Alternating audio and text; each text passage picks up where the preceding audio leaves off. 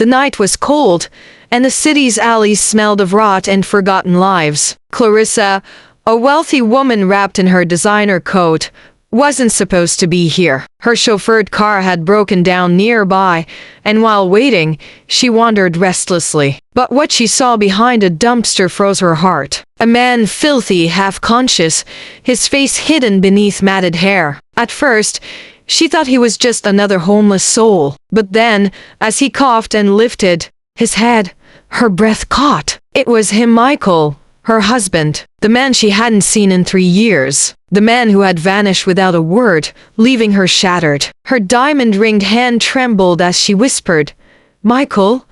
His eyes, sunken and filled with shame, widened at the sound of her voice. Michael tried to pull away, crawling deeper into the shadows, but Clarissa dropped to her knees beside him. How did this happen? "Where have you been?" she asked, her voice breaking. He couldn't answer.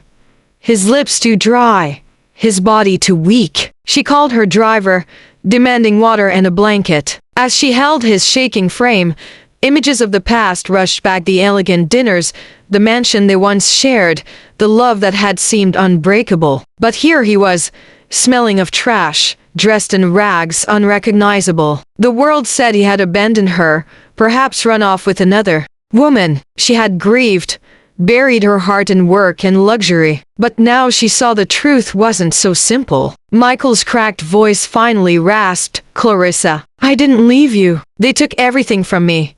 Back in her car, Michael was cleaned up enough to speak. His story unraveled slowly, painfully. After a risky business deal went wrong, powerful men had framed him for fraud. Facing prison, he had run, hoping to clear his name. But every ally turned against him.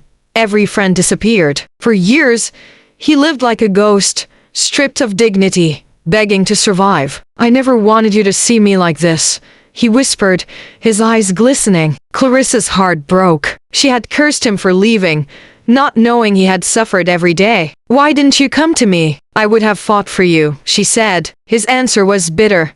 "Because they threatened you. They said if I ever went near you, they'd ruin you too." Clarissa's resolve hardened. She wasn't the same woman he had left. She was stronger now. Holding his hand tightly, she declared, "I don't care what they said. You are my husband. We'll face them together." Michael shook his head, ashamed of what he had become. But when she insisted, tears streamed down his dirt-streaked face. That night, she smuggled him into her mansion, bathed him, fed him, and dressed him in clothes that once belonged to the man she remembered. He looked into the mirror, startled at his own reflection. "I don't deserve you," he murmured. Clarissa cupped his face. "You're wrong. You're the only man I ever wanted." But she knew the battle wasn't over. Those who destroyed him would come for them.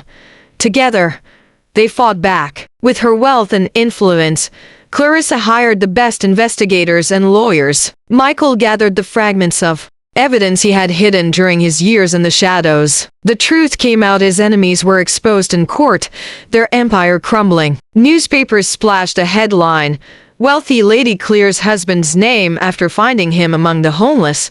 At the press conference, Michael stood in a sharp suit, his wife's hand in his. "They tried to bury me," he said, his voice steady. "But my wife dug me out of the trash and gave me back my life."